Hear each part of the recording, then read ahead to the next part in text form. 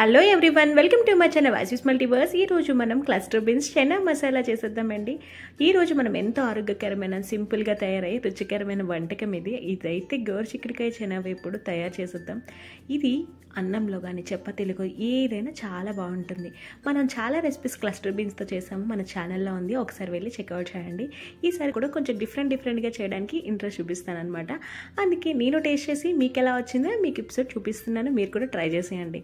దీనికోసం నేను ముందుగా ఏదైతే క్లస్టర్ బీన్స్ ఉన్నాయో బాగా 1 ఇంచ్ ఉన్నట్టు కట్ చేసుకొని దాన్ని బాగా వాష్ చేసుకొని ఒక 5 టేబుల్ స్పూన్ ఆయిల్ వేసుకొని ఒక కడాయిలోని మొత్తం అంతా వేసి ఒక్కసారి ఫ్రై చేశాను.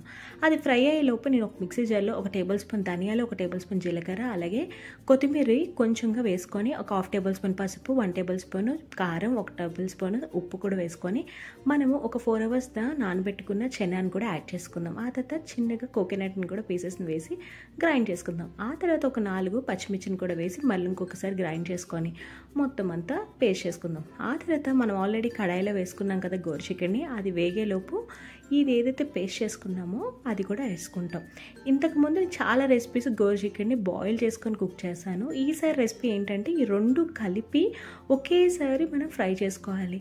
కొంచెం కళాయి మందంగా ఉంటే మనకి వేపుకోవడానికి చాలా పర్ఫెక్ట్గా ఉంటుందన్నమాట. కొంచెం ఆయిల్ కూడా పడుతుంది రెసిపీకి. నాకు ఇంచుమించు ఒక 35 మినిట్స్ టైం అనేది పట్టింది. ఇంక 2 మీడియం ఫ్లేమ్లో మాత్రమే నేను ఒక 35 మినిట్స్ 2 మినిట్స్కి ఒకసారి చెక్ చేసుకుంటూ కలుపుకున్నాను. అప్పుడే పర్ఫెక్ట్గా ముక్క అనేది మనకి వేగుతుంది అనమాట.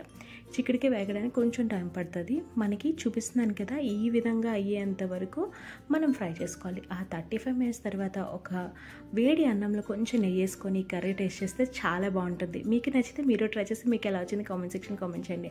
అలాగే నా ఛానల్ నచ్చినట్టయితే like and share and subscribe చేయండి. Thank you so much.